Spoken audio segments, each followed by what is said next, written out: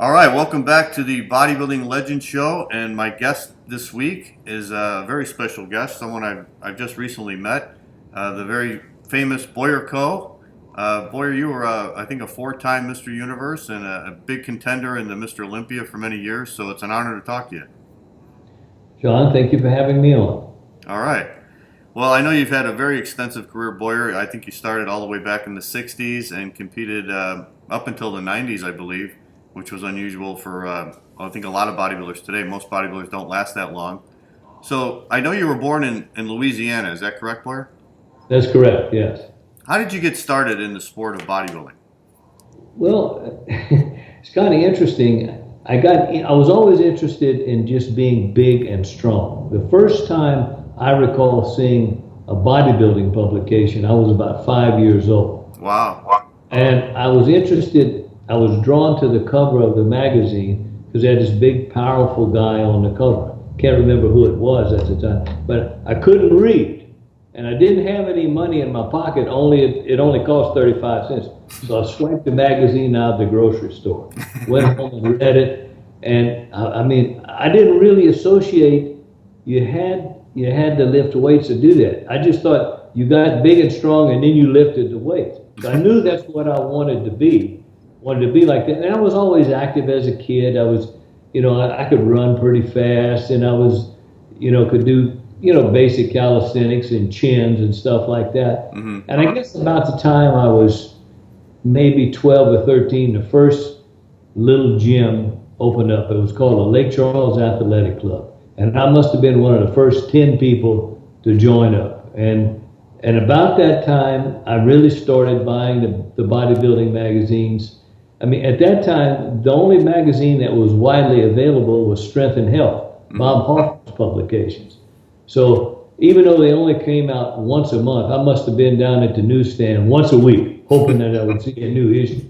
Never had enough money to buy a subscription, but I would buy it certainly as a new issue. Each issue came out. Mm-hmm. And so that's basically what I learned, or how to go about bodybuilding, because people just kind of lifted weights, but it really wasn't anything. People had no idea what bodybuilding was about, or for that matter, the Mr. America contest. And then somewhere about the time I would say maybe 11 or 12 years old, Hercules came out with Steve Reeves. Mm-hmm. Oh my God. I remember watching that movie, and I was so excited about seeing that movie and so inspired. The movie theater was downtown, and it was a good 5 or 6 miles from my house. I didn't bother to ride the bus home. I ran home that night.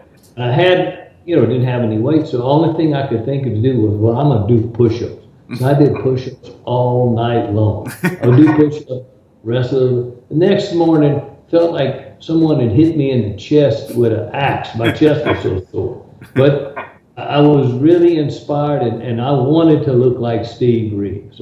Even today, I think if you would go back, as far as bodybuilding has advanced, you'd see a photograph of Steve Reeves, and the people that are currently in bodybuilding, people would still want to look more like Steve Reeves. Yeah, it's interesting how many people were inspired by Steve Reeves and by that movie. I just did an interview with Samir Bannout, Bill Grant, Mike Katz, and they all mentioned Steve Reeves in that Hercules movie.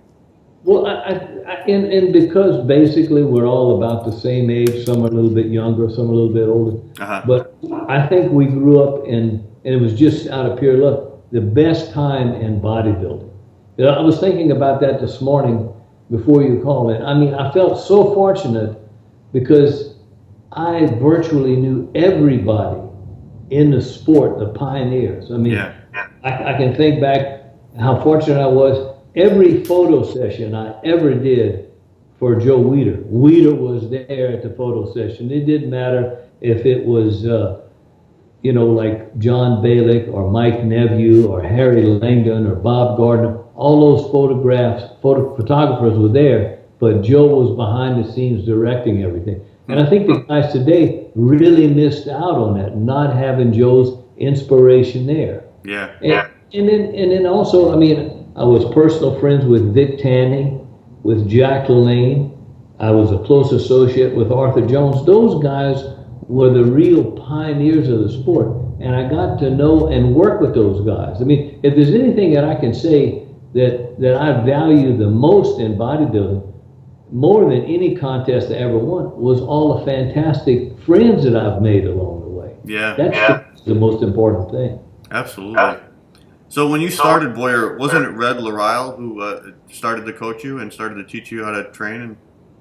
Well, interesting story. The first guy that helped me out was a good friend of mine, Ken Gilbo. He was 7 years older than me. Okay. And this guy was a big guy. I mean, he was 6'2", about 225, and I watched him in the gym. I never talked to anybody in the gym. I was more like a sponge. I just sat and observed, and I realized that this guy kind of knew what he was doing. So I approached him, asked him if he would help me out with a routine, and he did. And I responded real fast. I mean, I really took to bodybuilding. So in about 1960, Red Larile won the Mr. America contest. Okay. And I always remember, I'm looking at Strength and Health magazine, and I see where a guy from Louisiana had won the Mr. America. So I told my dad, I said, hey, Dad, a guy from Louisiana won the Mr. America. I said, you know what? I bet I can do that. He kind of laughed, and that was about the end of it. But a few months later, Red happened to be on his way going to Dallas to give an exhibition, and he happened to stop. He had a friend in Lake Charles where I lived, and he gave a posing exhibition at the YMCA. I didn't know anything about it, but I happened to be watching. It was on a Friday night, watching the news, and it said the new Mr. America would give a posing exhibition, posing demonstration at the YMCA. So man, immediately I beat it down to the YMCA and I watched him pose. That was the first time I'd ever seen a bodybuilder in person. And I knew for sure that's what I wanted to do. So a couple of years later, I guess I was about 14. By the time I was 16, Ray Roy, who his brother was famed Alvin Roy, he had a gym in Lake Charles. And we were on our way to Baton Rouge to go to Alvin's place. And we stopped off in Lafayette. And that's where Red had just opened up his gym. Okay. So and that's when I first officially met Red. And I told him, I said, look, as soon as I graduate from high school, I'm going to be back here. I want to train under you. I want to learn everything you know. That's how we became friends. And we've been best friends ever since. And he's been my mentor through my entire life. This guy really knows not only bodybuilding, but business. I mean, I would have to say he has the most, and I'm not coloring it anyway, he has the most successful health club in the world. Wow. And when I say that, let me give you a little description of it. It covers 20 acres of land. His parking lot will hold 3,000 cars. He has over 20,000 members. 8,000 people a day work out there. He's got 250 employees. That gives you the scope of his club. His gym, his area, is over 300,000 square feet. And this is in Lafayette, Louisiana. Now you got to remember, it's not that big of a town. It might be 150,000 people. But because of the oil industry, it's an extremely progressive and rich town, and that's what's made his business so successful. And the fact that he's always since he started in business, his place has been under constant construction or improvement. I mean, he didn't start out that way. You know, he started out with very small business. Actually, he started out with $600 that he borrowed from his dad, made his own weights, and opened up the gym, and it's grown to this huge enterprise today. Amazing. But he's a guy that originally inspired me. He's a guy that really taught me how to pose. You know, because he was a perfectionist. So when I trained every afternoon after I trained, we had an old rub-down table in the back in a storeroom area, and I practiced posing on that rub-down table. So he definitely, I owe him a lot. Wow. So this business is still going now, Boyer? Oh yes, definitely. He's been in Lafayette. Let's see, I went back for the 50th anniversary, so he's been in business now 52 years. Wow, that's crazy. Yeah, it's an incredible place to see. So, He's got everything. I mean, but besides the gym and everything, he's got, I think, 3 or 4 Olympic-sized swimming pools. He's even got, he was the first place in the state of Louisiana to have indoor tennis courts. wow. You know, you think of it, I mean, he's got a restaurant inside there, he's got a bar, he's got a Starbucks coffee, and whatever you want. Mm-hmm. I told him the only thing you're missing is if you had condominiums on site, people would never have to leave. Right. Just stay right there. So tell us a little bit about your training as a teenager, Boyer. I remember reading some stuff about you, and you were like a very, very strong teenager. I think you bench pressed, I can't remember how much weight in high school, and you had really big arms, and you, like you said, you responded to bodybuilding really fast. I did respond very, very fast. I mean, I just really took to it. Yeah, one of the big things I had in high school, I was more, before I got really into bodybuilding, I wanted to be strong. Okay. And at that time, to be able to bench press 400 pounds, that was kind of like a magic number. So I made up my mind, I wanted to bench press 400 pounds before I graduated from high school. Wow. That was my goal. So I guess, yeah, I mean, that would be nothing in the way of weights today, you know, but I managed to bench press 400 pounds before I graduated from high school, and I think I must have weighed about 179, 180 pounds at the time. So wow. That was quite satisfying for me. As best I can remember back in those days, this goes back to 1964, there was only myself and another teenager, can't recall his name, but he lived in San Francisco. Never had an opportunity to meet him, but he was very strong in the bench press too. I've always wanted to hope that I could meet him one day and maybe we could have a contest, but never had an opportunity to meet a guy. Yeah, I remember reading something in, I think it was Muscle Builder magazine, and you were talking about visualization, and you said when you wanted to bench press that 400 pounds, you were writing down 400 all day long on a piece of paper, and you just thought about it all the time. I got in trouble several times because I was in school. I would sit, and when I didn't have a piece of paper, I would carve 400 into the desk. So several times people would pass it, what the hell are you doing marking up the desk here? You know, had 400 everywhere, you know. Wow. But it was motivating it. And then you mentioned earlier about the big arms. My arms seemed to always grow faster than anything else. I never did anything special for arms. I remember reading an article, and it had an old picture how Steve Reeves used to love to do incline curls. Mm-hmm. So, you know, as a young bodybuilder, we always believe there's a secret. So I said, man, that's the secret to big arms. So I started doing incline curls. And that was the only thing I ever did for biceps was really? Incline. And so I was so proud of myself one day because everybody always remarked, you know, you had that split in your bicep. Yeah. So I said, and no one, so, you know, I would literally live in the gym, so I could do that. And no one else could do it. So, man, I'm so proud of myself. So that night I get home, I said, hey, Dad, you know, I said, I can do something nobody else in the gym can do. He said, what's that? I said, well, look at my arm. I said, I can make my bicep split. So he said, yeah. I said, that's pretty good. Now, here's my dad who's worked all day. He's tired. He's trying to eat his dinner. He could probably care less about that. So after we finished dinner, he rolls up his sleeve and said, let me see if I can do that. He could do it. He never lifted a weight in his life. So it was just genetic. So all of a sudden, my big ego was rapidly deflated. Here's another guy who could do the same thing. You know? What does your dad do for a living, Boyer? Well, my dad was a sheet metal worker. He worked at the refineries there, and then he retired.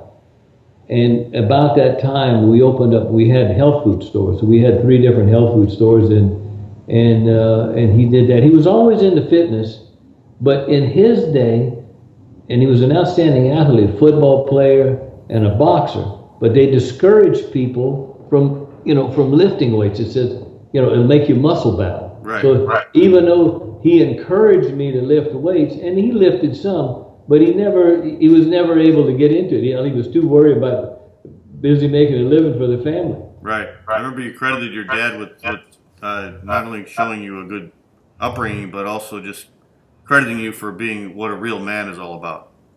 Oh, most definitely. I mean, he was good enough in boxing that he could have probably turned professional. I've never seen anyone as fast as hand-eye coordination as fast as him. But about that time, I came along, so you had to had to band up and make a living for the family. Right. So when did you first compete then, Boyer? I tell you what, the first contest I went to, I was 15 years old. It was a Mr. All-South Teenage Contest in Birmingham, Alabama. Okay. No experience. This was even before I met Red.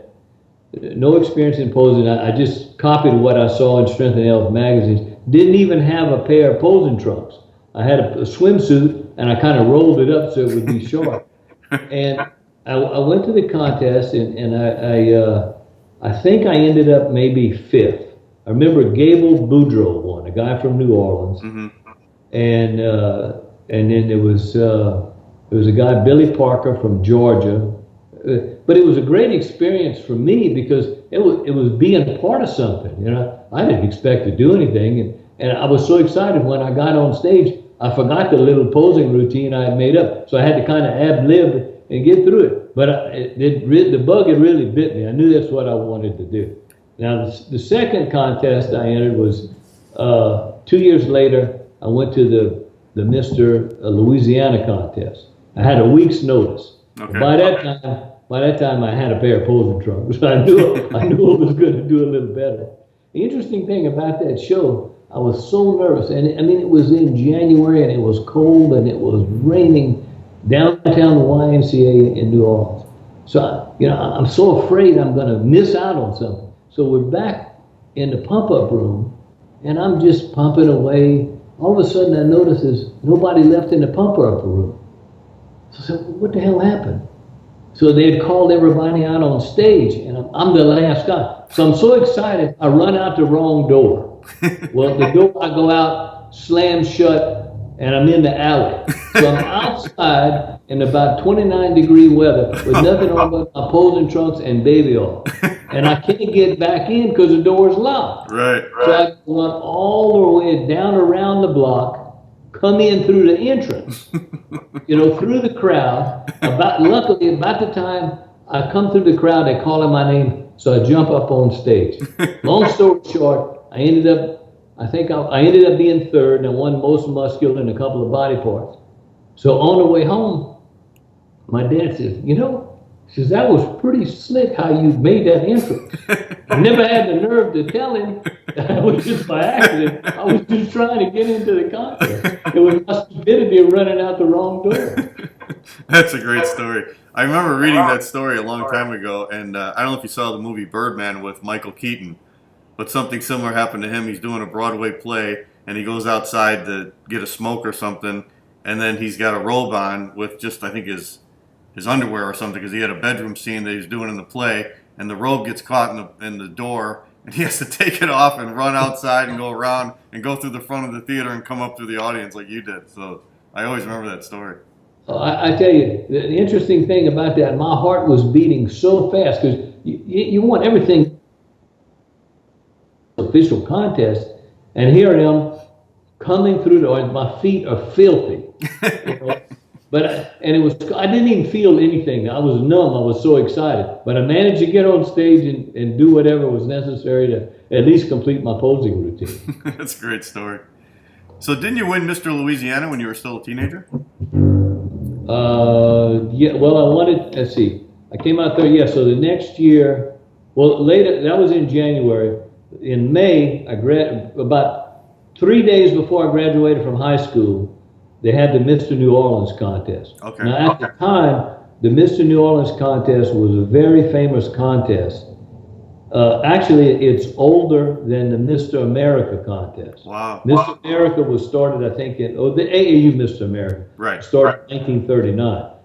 The first Mr. New Orleans contest was held in 1932. Wow. So it's a really long history.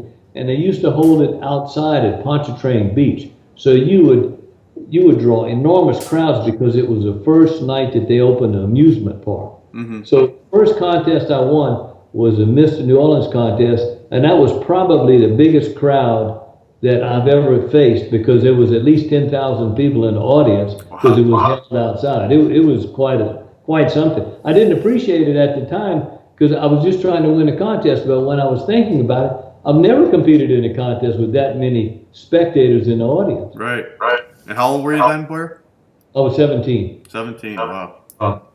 So where did you go from there? You went to the Teenage Mr. America also, didn't you, in 1965? Actually, what happened after the Mr. New Orleans contest, they had a lot of local contests all throughout the South. Texas, Louisiana, Mississippi, Alabama, Georgia, Florida.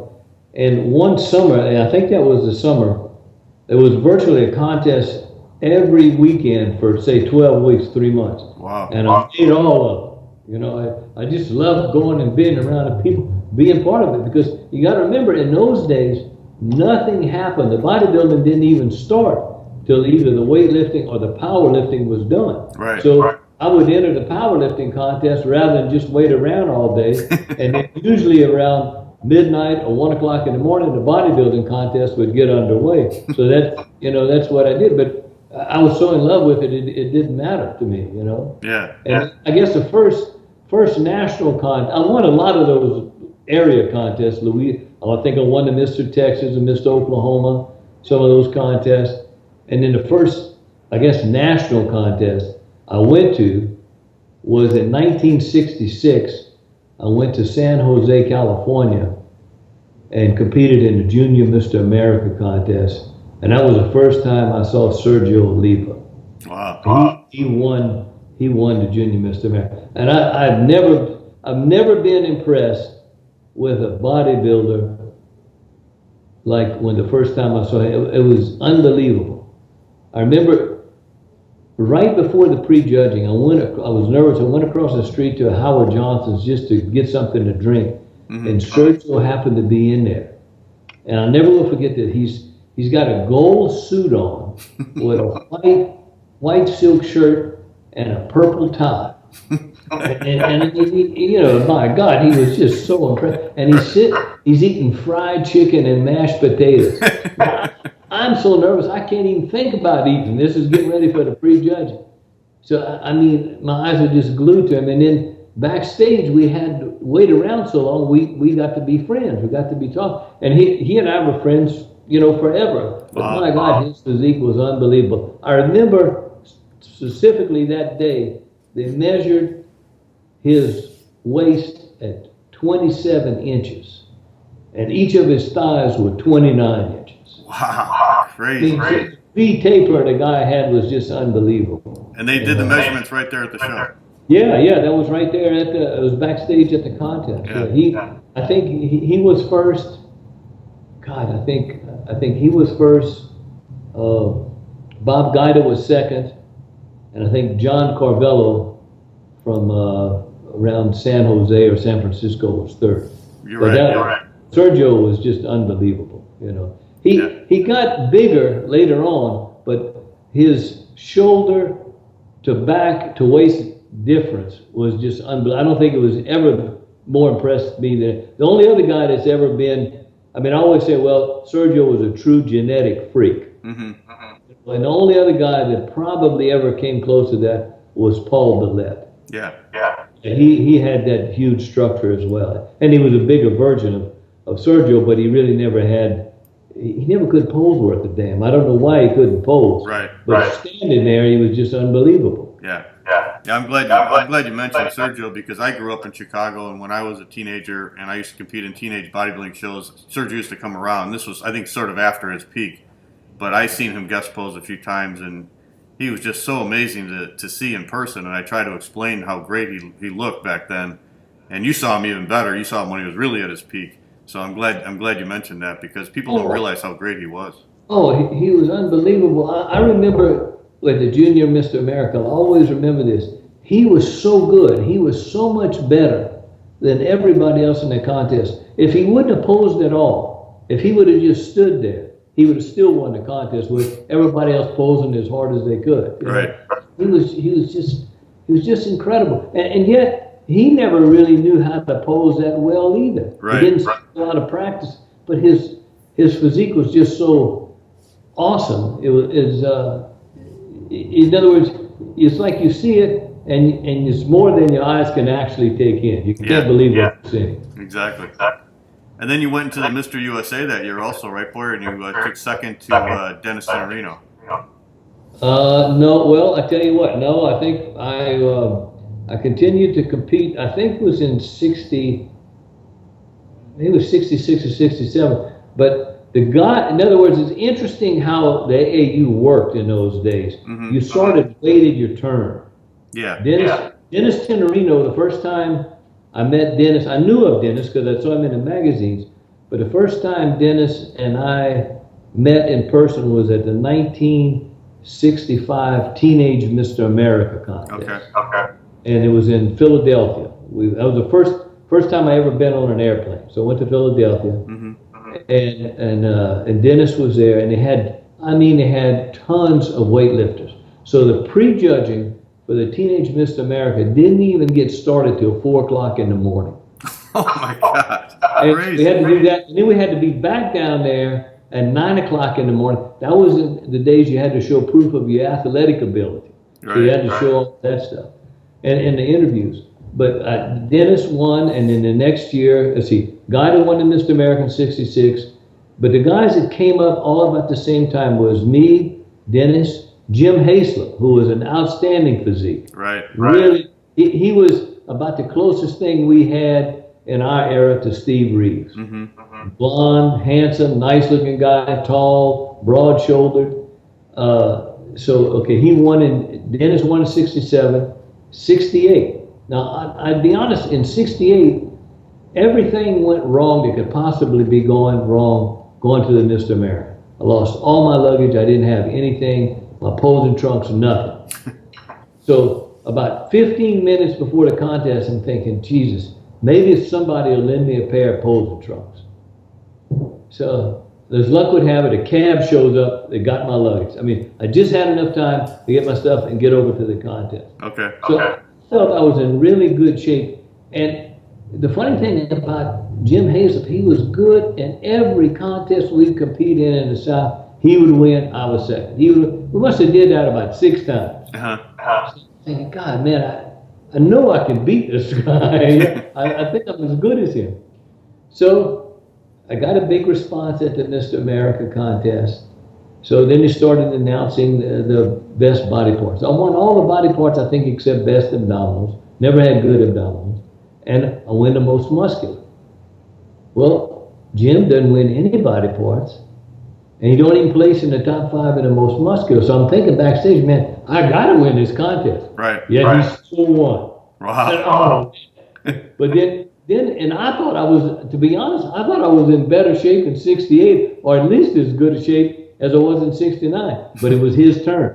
So then in '69, I guess they decided, well, we'll let Boyer win, But so I won in '69, and then that same year. An interesting story about the NABA universe.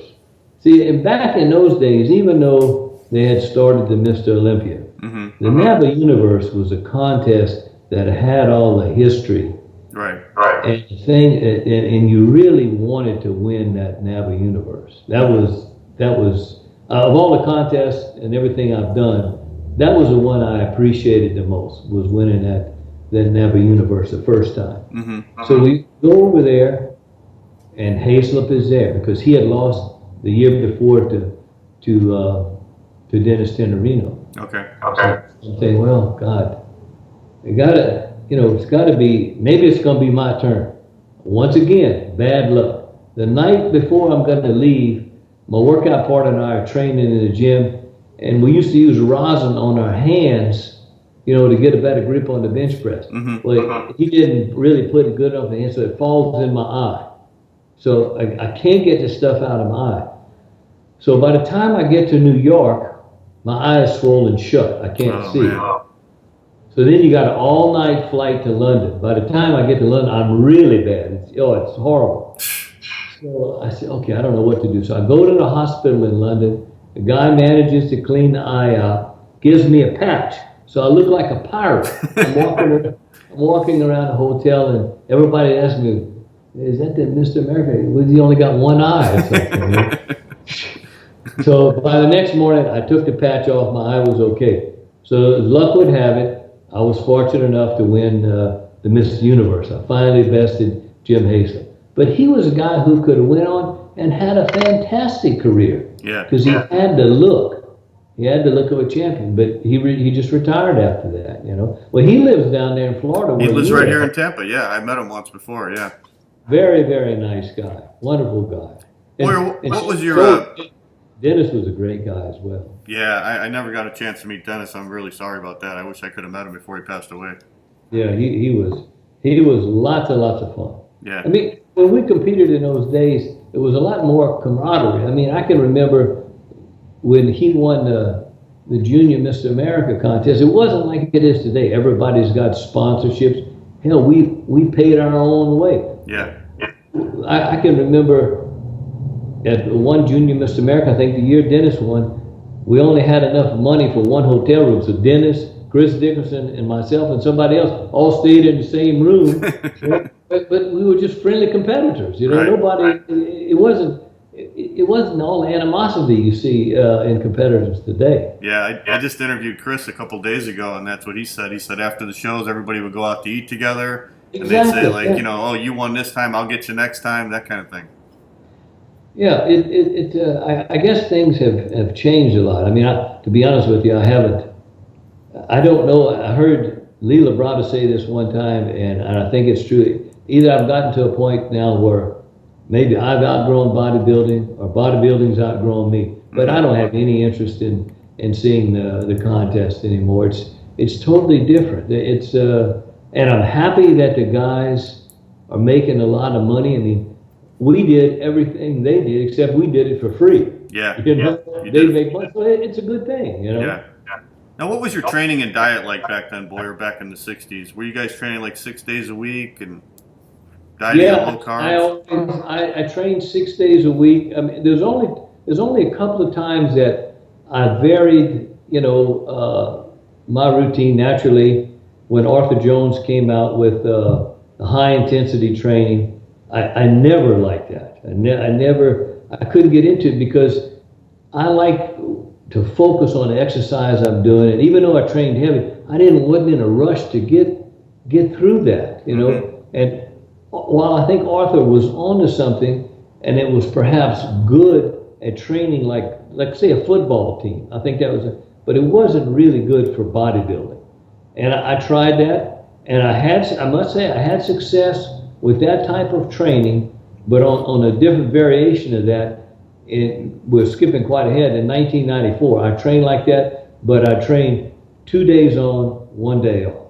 Okay. Something like that. And I would do, and basically I got that, kind of developed that routine. It evolved from being friends with Dorian Yates, and where we do a couple of warm-ups, and then our first all-out set would be one set. But we might do a couple of warm-up sets to make sure we were warmed up and do as heavy as possible and go to failure. And then even after that, we would do some negatives. Okay. But other than that, I basically always trained 5 6 days a week.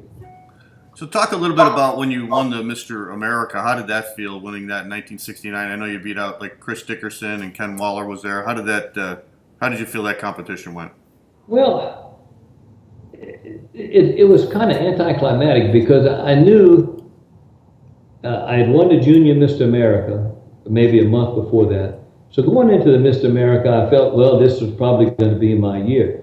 But I remember discussing this with Mike Mincer at Length one time. We were talking about, well, how did it feel when you won the Mr. America? And Mike said, well, man, he says, I felt great because it was an accomplishment that I had been after for a long time.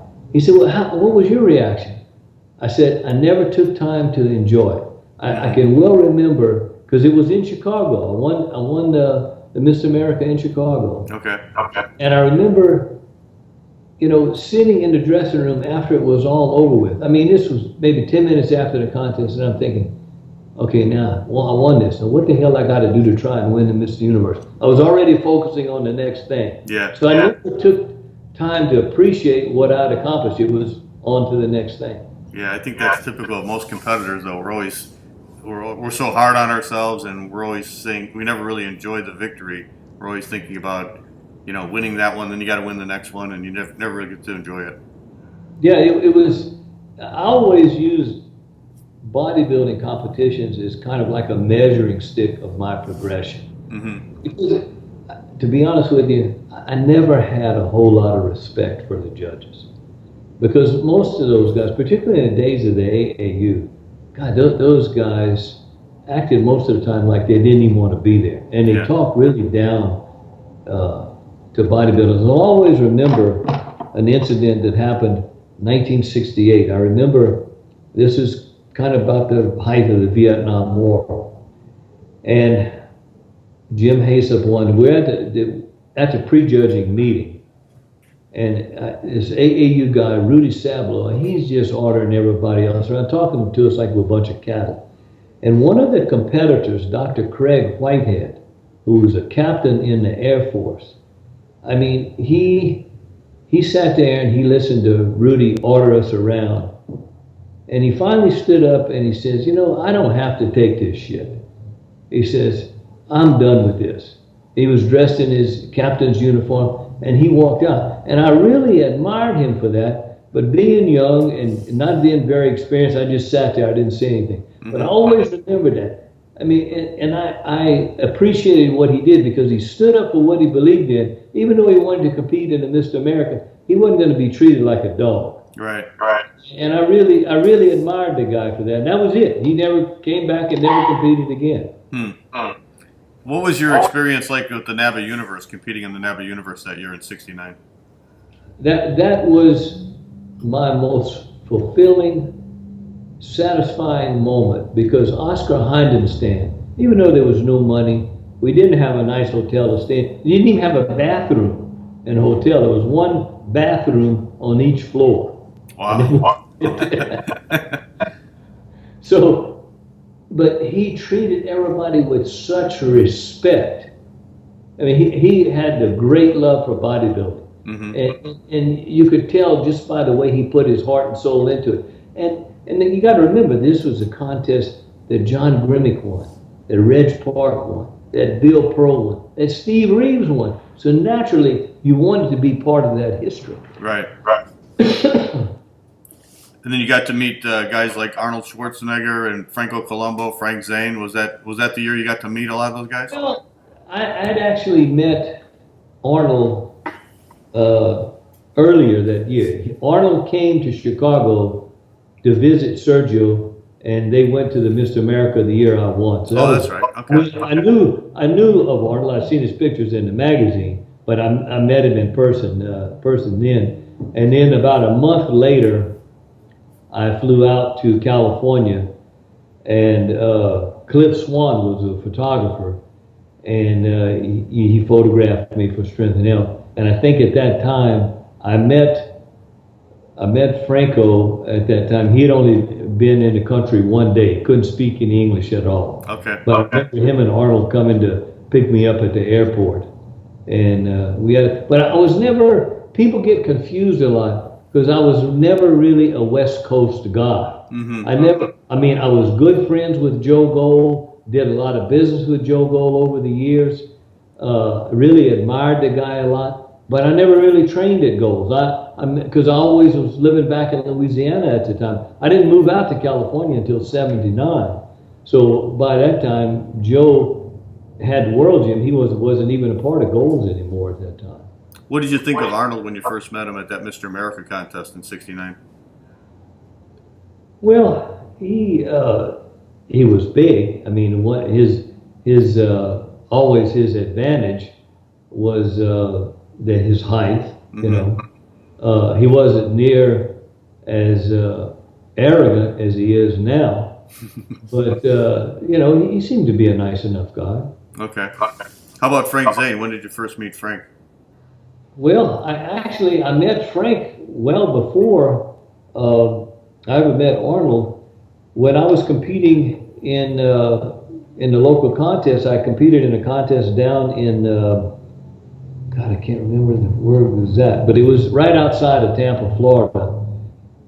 Once again, Jim Haslip and I were in the contest, Mm-hmm. and Frank was living in Tampa at the time. He lived in an apartment house right across the street from Harry Smith's gym. Yeah. Okay. Okay, and I was also the very first. So this would have had to been, I guess, back in 1967 maybe, and that I wasn't all in that great a shape, and the only reason I went to compete in the contest, I'd never seen Bill Pearl in person, and he was a guest poser. So I wanted to see Bill Pearl. That's the first time I met Bill Pearl, and once again, we've been lifelong friends ever since then. That, to me, is a real important thing that bodybuilding has given me the privilege of meeting all these wonderful people and being friends with them. Yeah. Now I was going to ask you about Bill Pearl. I know you've had a long friendship with him. Tell us a little bit about meeting him and your feelings about Bill. Well, I don't. You can't say enough nice things about Bill Pearl. Yeah. He's one of the humblest guys you will ever meet. He's very giving, and he'll give you a straight opinion about something. You know, and he'll tell you flat out. But what a wonderful guy! And I tell you, one of the things that impressed me the most about Bill has an older brother, Harold. Harold actually had better genetics than Bill. Wow, I heard about that. I only met Harold a couple of times, but when Bill had his gym on Manchester Avenue there in Inglewood, back in California, I went by his gym. That was right after I won the Mr. America, and Harold was just as nice. He was actually big. Everybody talks about how big Bill Pearl was. Harold was even bigger than Bill. You know, so. I mean, those guys had some unbelievable genetics, and I think he's a couple of years older than Bill. Wow. What did you think of Bill when you first saw him guest pose, Boyer? Because like we just talked about Sergio, people don't remember how great Sergio was, but Bill Pearl was another one. He was so overpowering on stage and a great poser. Well, you're right. I mean, Sergio, because of his freakish development and proportion, was unbelievable. But Pearl was like a consummate professional. I mean, the first time I saw him pose, he posed, and it was just unbelievable because he was so big and so powerful, and he knew how to hit poses that really made his physique look even more Herculean. And then he also, one of the things I learned long ago was the transitions. What you do when you move from pose to pose. Right. You know, and he was the master at that. And then he came out a second time, and he used to do an old strongman or Eugene Sandow thing with, he had like a fur posing suit and the sandals and all that stuff. He did that. And then he also did some strongman stuff, like he tore license plates in half and bend spikes and stuff like that. So that was all part of his professional show. And it was just incredible. But his physique, the best way I can describe it, he's a man without any effort at all demands dignity. I mean, you just automatically respect this guy graciously when you see the guy. He's that kind of guy. Yeah. It's just the aura he has about it. I agree with you 100%. I met Bill myself when I was like 25 years old. They had a big, the club industry show in Chicago, you know, the trade show for the fitness. Oh, yeah. And when Bill was working for Life Fitness, I remember I was a 25-year-old kid, and I was walking through the expo, and I saw him, and I was wondering if I should go over and meet Bill Pearl. And he came up to me, shook my hand, and said, "You know, you got a kind of physique that we had back in my day." And I was just so blown away that he came up to me and complimented me before I could even approach him. Well, he is one of the most nicest, sincere individuals on planet Earth. Mm-hmm. And the guy looks incredible for his age. He's 85 years old. I know. He's just unbelievable. Yeah, God bless him. I hope he lives a long life. His mind is as sharp as a tack. I mean, he sees you one time. He might see you 20 years from now. He's still going to remember John Hanson. Hey, John, how are you? I know. He's the best I've ever met about remembering names. Right. That's amazing. So continuing on with your career, Boyer, you went back to the Mr. Universe in 1970, and you went into the pro division at the NABBA Universe, and you won the short class, and Arnold, of course, won the overall there. Yeah. Well, oh, God. On the way over there, I caught the flu. So, that was a miserable time. But I managed to get through the contest. interesting thing about the 1970, we had the contest on a Saturday night, the NABA Universe. The next night, Sunday night, we flew all the way from London to Columbus, Ohio, and competed in the Mr. World contest. Right. That was some kind of trip. There was me, Arnold, Dave Draper. Franco, and Dave Draper. Right. Yeah, another fantastic guy. Yeah. And so Jim Lorimer arranged a flight for you guys so you guys could get to the contest on time and compete. Well, what happened, our flight was delayed in London. We were several hours late. So I still to this day don't know how he managed to pull the strings. But when we landed in New York, we were ushered off the plane. I don't ever remember going through customs. We just immediately ushered off the plane, went out a side door, a car took us over to a private jet, and it seems like within 20 minutes, as soon as they got our baggage, we were on our way to Columbus. And when we got to Columbus, everything else was already over with. The weightlifting was over with. Even the amateur world, was already over with. So when we finally get to the auditorium, I don't know how long the crowd had been sitting there, but it must have been sitting there for some amount of time. And then we had the contest that night. Yeah, everybody talked about. They were just sitting there waiting for us to get there to have the contest. Well, everybody talks about that contest as that was the show where Arnold first beat Sergio, but you were also in that show. What did you think about Arnold beating Sergio at that show? Well, Arnold was better. He was coming off of a win. Right. I don't think Sergio was fully prepared for that show. But then, 2 weeks later in the Olympia, Sergio looked. It might have been 3 weeks, but it wasn't very long. But Sergio looked unbelievable at the Olympia. Mm-hmm. And then Arnold beat him again. Right. Yeah. So then we go into. Now you never went over to the IFBB right away, right? You stayed with the. Oh no, I'm sorry. You went into the IFBB in '71. You won the Mr. America there.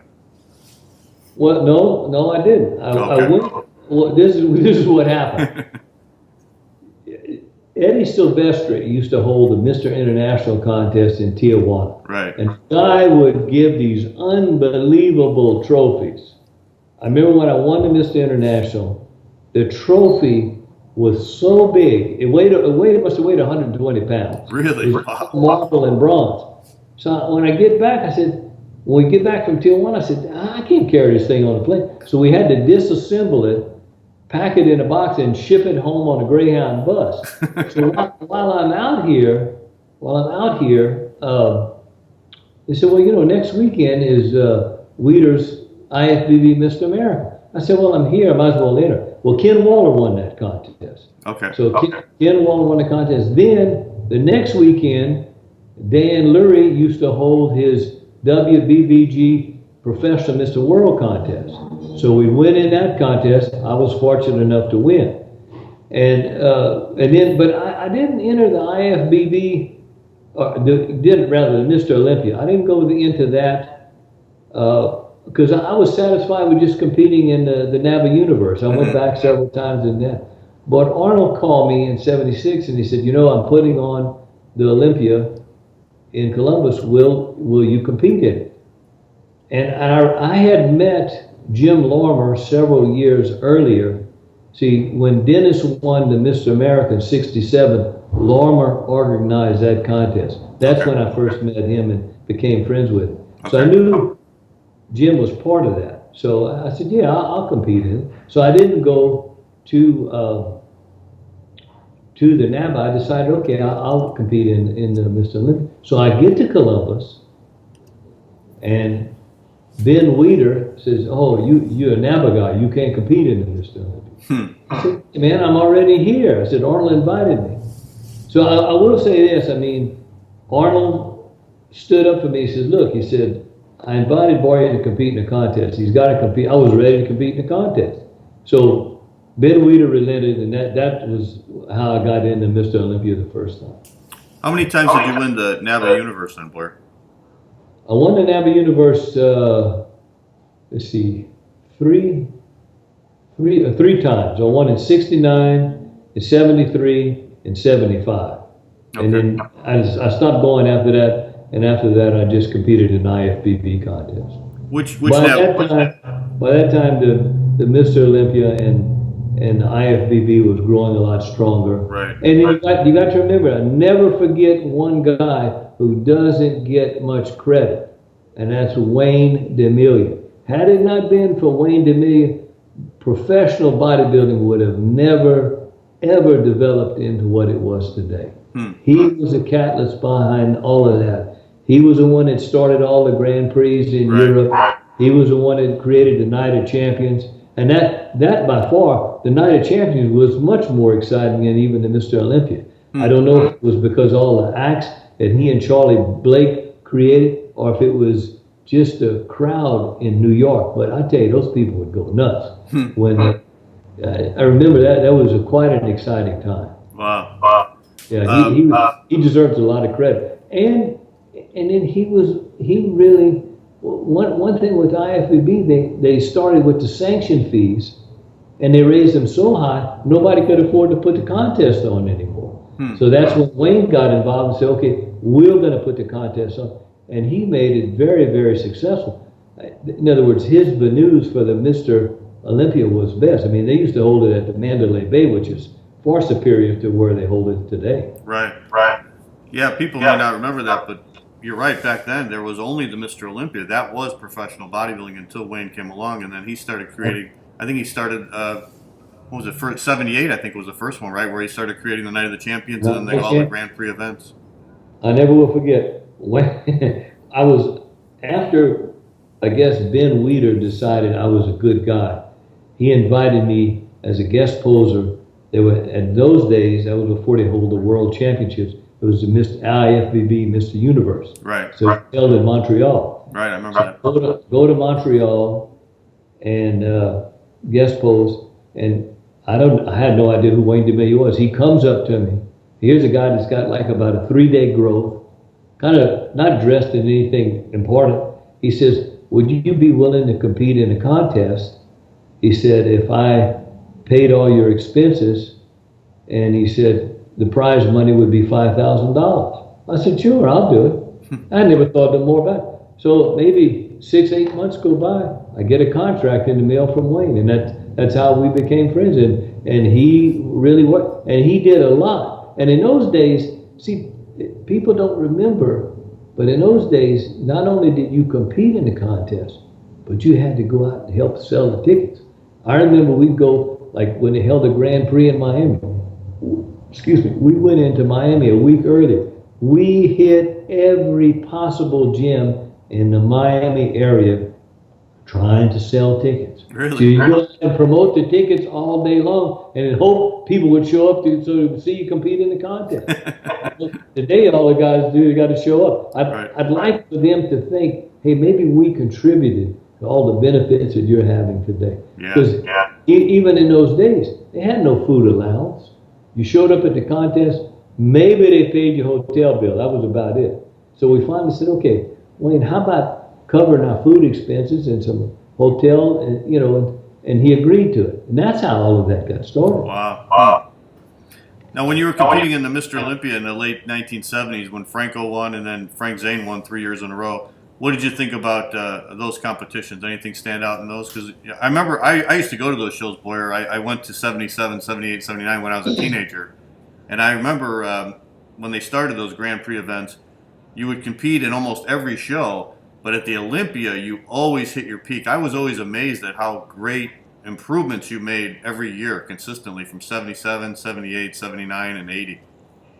You know what? That's a great mystery. I'd compete in those contests, and I would manage, I guess, to get in decent shape. But it seems like I always managed to hit it right on the money at the Mr. Olympia. I mean, it seems like I got it all together.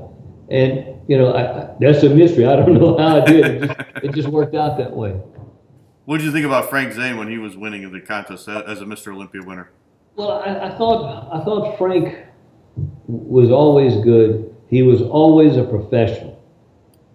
And Frank, like most bodybuilders, he's a thinking man's bodybuilder.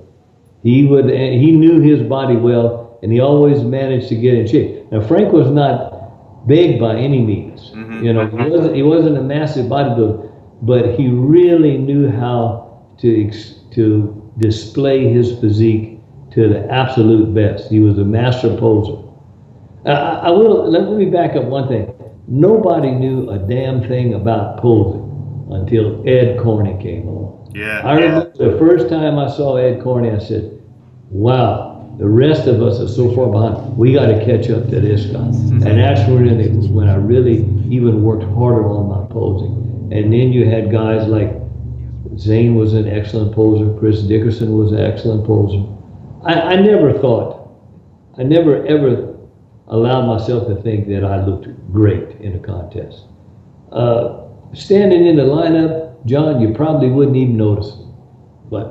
And I can't explain it because some people have it and some people don't. Okay? And that's showmanship.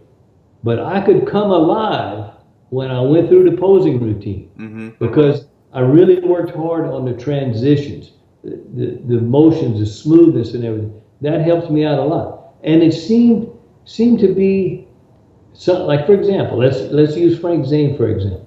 Frank Zane looked excellent, standing relaxed. You noticed it? Yeah. He posed, he looked good, but he didn't look spectacular. Another example, Chris Dickerson looked magnificent, standing relaxed. But once again, when he posed, he looked good, but it didn't jump out at you.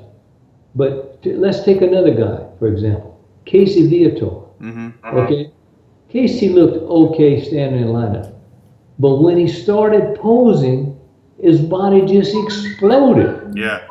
It just, you said, wow, where did all that muscle come from? And I like to think that I had some of that ability as well. Yeah. You see, standing there, he looks all right. But when I hit a double bicep, hell, you noticed it, Right. And that's the way. I can't explain why some people are like that and some people are not. Yeah. But I gave Frank. He always was a professional. I think he deserved his titles. He really did. Okay. And then some people today may also not realize that back then the only time the bodybuilders used music was when they did guest posing. But for the competitions, they really didn't have music until the late 70s. And then I think you really used that to your advantage too, because you always picked very inspirational music. And I remember reading an article once where you said that you feel that music is an emotion and that you can get the audience motivated. I've always loved music. I mean, and it's so emotional. I mean, to be honest with you, if I've never, this may sound crazy to you, if I've never ever got into bodybuilding, the one desire I would have had, I would have wanted to be a blues piano player. Oh, really? Okay. I love blues, and for some reason, all the great, best piano players came out of New Orleans. You go from Jerry Lee Lewis to Fats Domino to Pine Top Perkins, all those guys came out of New Orleans. Why? I don't know. It's just like all the great blues guitarists came out of Clarksdale, Mississippi. Mm-hmm. Go figure. But that's how it was.